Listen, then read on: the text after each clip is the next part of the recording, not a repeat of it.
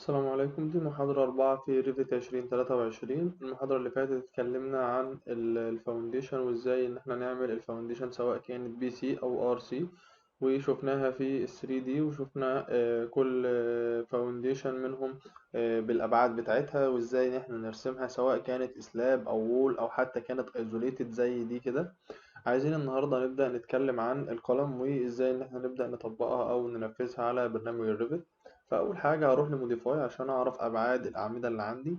مش شرط الأعمدة بتاعة المبنى كلها تكون بنفس السمك، لكن الأعمدة اللي عندي ممكن تكون الأبعاد بتاعتها مختلفة. فمثلا عمود زي ده هاجي من هنا هقيس الطول بتاعه يطلع معايا 60، والعرض بتاعه يطلع معايا 25 سنتي. هقول له سكيب، وبعدين عايز أبدأ إن أنا أرسم العمود بتاعي. هروح لستراكشر واختار قلم، وبعدين لما اخترت قلم بدأ يطلع لي هنا الفاميلي بتاعة الأعمدة بتاعتي. فهو جايب لي هنا الفاميلي إنها ستيل. طب أنت عايز ترسم ستيل ولا كونكريت؟ لا، أنا عايز أرسم كونكريت يا هندسة، لأن المنشأ بتاعي هنا كونكريت. فهاجي هنا أبص ألاقي إن الستيل موجود بأبعاد بتاعته مختلفة. لو أنا برسم منشأ ستيل هبدأ أعدل عليها، وكذلك هنا الأعمدة الخرسانة بتاعتي أو الكونكريت بتاعتي موجودة بأبعاد مختلفة. لكن الأبعاد اللي عندي هنا هندسة مش هي نفس الأبعاد بتاعة العمود بتاعي ده. فهقول له أنا عايز أختار أي نوع من الأعمدة دي كده، وبعدين أقول له عايز أعمل إيديت تايب. يظهر معايا المربع الحواري موجود فيه اسم الفاميلي بتاعة الأعمدة بتاعتي إنها كونكريت وإنها ريكتانجلر، والطيب بتاعها الاسم بتاعها الأبعاد بتاعتها مكتوبة 300 في 450. أقول له أنا عايز أعمل دوبليكيت، عايز أعمل عمود جديد. هيقول لي عايز تسميه إيه يا هندسة؟ أقول له عايز أسميه سي ال، تمام، 25 في 60، تمام كده. وبعدين أقول له أوكي. طيب أنت كده يا هندسة هل أنت عملت عمود 25 في 60؟ لا، أنا كده عملت عمود سميته بس، حجزت له اسمه 25 في 60. وانزل من هنا هندسة تبص على البي وعلى الاتش بتاعته. البي بتاعته ب 30، هتقول له أنا عايزها تكون ب 25، والاتش بتاعته ب 45، هنقول له أنا عايزها تكون ب 60 سنتي، تمام كده. وبعدين أقول له أوكي. لو بصيت هنا كده هندسة هو بدأ يضيف لي هنا عمود جديد. أخد كوبي من عمود من دول، وبعدين بدأ يعدل لي في الاسم بتاعه والدايمنشن بتاعته أنا عدلتها، تمام كده. طيب هتيجي هندسة في أنا عملت العمود بتاعي، فهاجي هنا كده فوق العمود ده وأعمل ليفت كليك. لو عملت ليفت كليك هنا هندسة وبعدين عملت سكيب. طيب العمود اللي أنت رسمته ده هندسة هو المفروض يكون منين لفين؟ هو قايل لي إن البيز ليفل بتاعه في البي سي، وان التوب ليفل بتاعه لو ركزت هنا كده في الار سي. طب انت عايزه في البي سي والار سي هندسه؟ لا، انا عايز التوب ليفل بتاعه يكون في الجراوند ليفل. طيب والبيز ليفل بتاعه يكون الار سي، لان العمود بتاعي بيكون مربوط بالفاونديشن المسلحه، تمام كده. فاقول له انا عايز ان التوب ليفل بتاعه يكون في الجراوند ليفل، وعايز ان البيز بتاعته يكون في الار سي، تمام كده. هيظهر لي هنا يقول لي ان الفاونديشن اللي هي البي سي هتتنقل تحت العمود مباشره. طب قول له اوكي كده هندسه، وخلينا نروح نشوف الشكل ده في ال 3 دي هيبقى عامل ازاي. لو قلت له من هنا كده اتفقنا عشان نفتح ال 3 دي من هنا، روح بص على العمود اللي انت عملته. بص على العمود كده، هتلاقي ان القاعده اللي هي البي سي اللي هي كانت فرشه النظافه بتاعتك بقت فوق القاعده المسلحه، وده مش الطبيعي مش المنطقي. طيب عشان نحل المشكله دي هندسه هنحلها ازاي؟ هقول له من هنا كده كنترول زد ان انا عايز امسح العمود بتاعي او ارجع الخطوه بتاعت العمود بتاعتي دي تاني. فنزلت القاعده البي سي هنا تحت القاعده اللي هي الار سي، فهروح للليفل اللي فوق منه اللي هو السلاب هونجري، تمام كده. طيب عايز اعمل عمود هنا هندسه، فاقول له من structure كولوم، وبعدين اختار العمود بتاعي، وبعدين ابدا اجي هنا كده على السنتر بتاع العمود واقول له ليفت كليك، وبعدين اقول له اسكيب. اختار العمود ده كده هندسه. هيقول لك ان البيز ليفل بتاع العمود ده ار سي، وان التوب ليفل بتاعه السلابون جريد، لكن انا عايز التوب ليفل بتاعه يكون للجراوند ليفل، تمام كده. ممكن تشوف الكلام ده كده هندسه في ال 3 دي. فهقول لك ان الليفل بتاعك بقى البيز ليفل بتاعه الار سي، تمام، والتوب ليفل بتاعه بقى الجراوند فلور، تمام كده. طيب عايز ابدا هندسه ارسم الاعمده اللي باقيه معايا دي. طيب لو انا عندي مقاسات مختلفه في الاعمده، فهبدا اعمل ان انا برضو اروح من structure لكولوم، ثم ابدا اعمل edit type duplicate واعمل اسم العمود بتاعي واغير الابعاد بتاعته. لكن المنشأ عندي هنا كله هو عباره عن نفس العمود او نفس الابعاد بتاعه العمود. اتفقنا ان انا لما اجي على عمود زي ده والأبعاد بتاعته مش متوازية بنفس الأبعاد التانية اللي موجودة معايا، فهاجي هنا كده في سنتر العمود واضغط سبيس لحد ما يظبط لي العمود بتاعي على العمود ده. تمام، وهكمل بقى هندسة لبقية المبنى.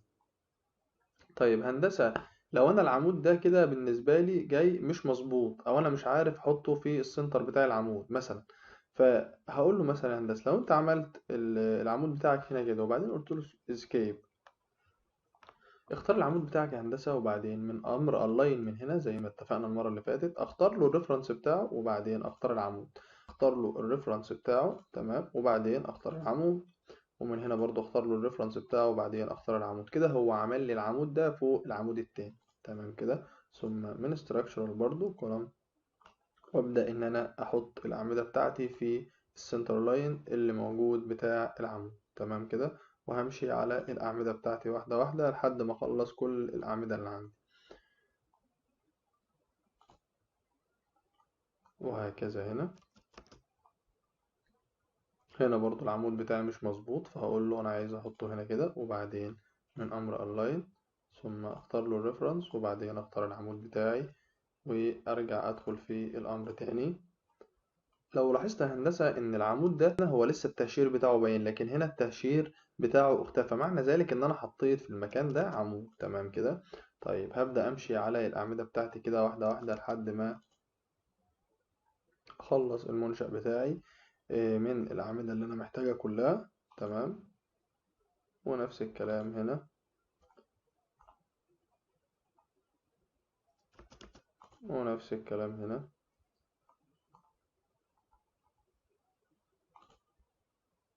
هنا هندسة العمود بتاعي برضو مش مظبوط، من أمر أونلاين هختار الريفرنس وبعدين أختار العمود بتاعي وأرجع أدخل في الأمر تاني،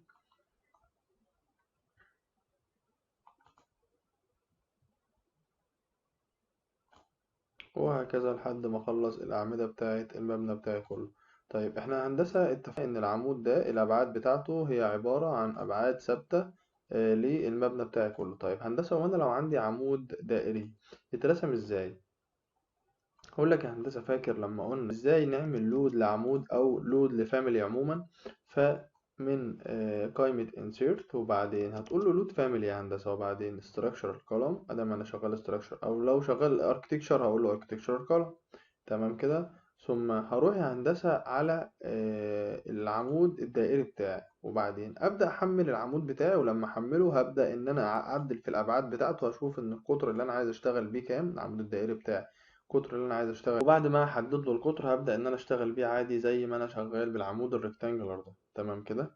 طيب تمام هندسة، في فرق ما بين العمود ده، العمود ده ظاهر وواضح معايا والاعمدة دي مش ظاهرة معايا. لو قلت له من هنا هندسة اعمل سيلكت للقلم اللي موجودة كلها، قدامي حل من الاتنين. الحل الاولاني اهو الحل الاولاني افتح ويندو زي ويندو الكاد، لو انت فاكر ان اي حاجة بتقطعها او بتلمسها بتحددها. تمام كده، وبعدين من فلتر واقول له شكرا، انت عايز ايه؟ عايز الاستراكشر كولم فقط. تمام، هختار الاستراكشر كولم وبعدين اقول له اوكي. بدأ يعمل لي سيلكت على كل الكولم اللي موجوده، او اعمل سكيب هندسه وبعدين تعال على واحد من الاعمده دي وبعدين ليفت كليك وبعدين رايت كليك يا هندسه سيلكت اول انستنس وبعدين فيزبل اون فيو. بدأ يحدد لي يا هندسه كل الاعمده اللي موجوده معايا. تمام كده. طيب تمام، لو ركزت هنا كده هندسه هتلاقي ان البيز ليفل بتاعهم الار سي لكن التوب ليفل بتاعهم متغير.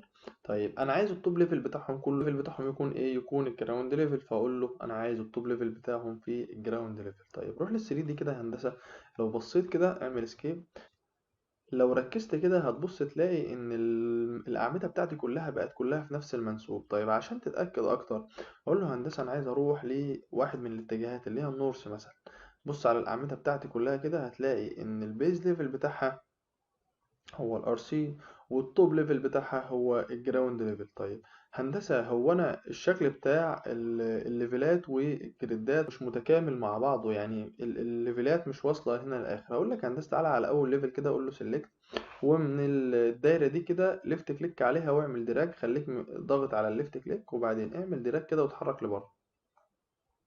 تمام كده، فبدأ يعمل لي الكلام ده. طيب الكلام ده هندسة احنا اتفقنا لو عايز اخلي الليفلات دي متقاطعة مع الجريدات في بقية الاتجاهات، نعمل ايه؟ طبعا انا هعمل في النورث فيسمع معايا في الساوث، هعمل في الايست فيسمع معايا في الويست اللي هو الجهة المقابلة ليه.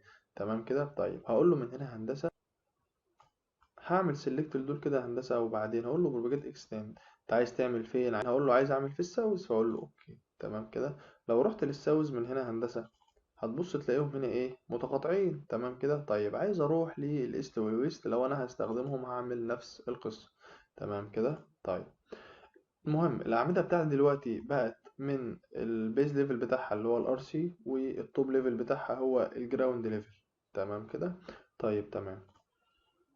لسه عندي هنا 4 أعمدة هندسة ما اترسموش، فأقول له عايز أروح للبلان بتاع السلاب كونكريت، وبعدين ال4 أعمدة اللي عندي دولت هم اللي لسه ما اترسموش. تمام كده. فأقول له هندسة أنا عايز أعمل برضو كولوم، ومن هنا أختار الكولوم بتاعي، وبعدين أجي هنا في السنتر لاين بتاع الأعمدة بتاعتي، وليفت كليك. انا كده رسمت ال4 أعمدة. برضو يا هندسة اتأكد من الأعمدة دي، اعمل لهم كده سيلكت اللي هو كنترول، وواحد اتنين تلاتة أربعة. هبص هنا عليهم يقول لي ان البيز ليفل الار سي، لكن التوب ليفل هو السلاب جريد. لا انا عايز التوب ليفل بتاعهم يكون الجراوند ليفل. واجي هنا كده هروح لل 3 دي، بصيت هو كده رسم لي الكولم بتاعتي. شيفت وكليك على السكرول بتاع الماوس ويتحرك يمين او شمال كده عشان تبص على الشكل بتاعك. انا كده بدأت ارسم الاعمدة بتاعتي. واتفقنا ازاي ان انا لو عندي عمود ابعاده مختلفة عن الابعاد اللي موجودة ازاي ان انا ابدأ ارسمه. طيب وعشان نأكد موضوع القلم، لو هو بالنسبة لي سلندر او عمود دائري، فاقول له من insert من هنا، وبعدين هقول له انا عايز اعمل لود فاميلي. تمام كده. طيب واروح فين بقى هندسه؟ هختار من هنا انجلش. تمام كده. وبعدين structural particle، هنزل هنا لو هلاقي المكتبة بتاعتي هنا موجود فيها نوع للأعمدة الدائرية أو نوع للأعمدة الريكتانجلر، وهفتح structural column هختار منها الأعمدة أو العمود اللي أنا عايزه، وبعدين أقول له open أنا عايز أفتحه هنا، وبعدين أبدأ أغير في الأبعاد بتاعته. كده هندسة احنا خلصنا كلام عن الأعمدة بتاعتنا، ونتقابل على خير إن شاء الله المحاضرة الجاية.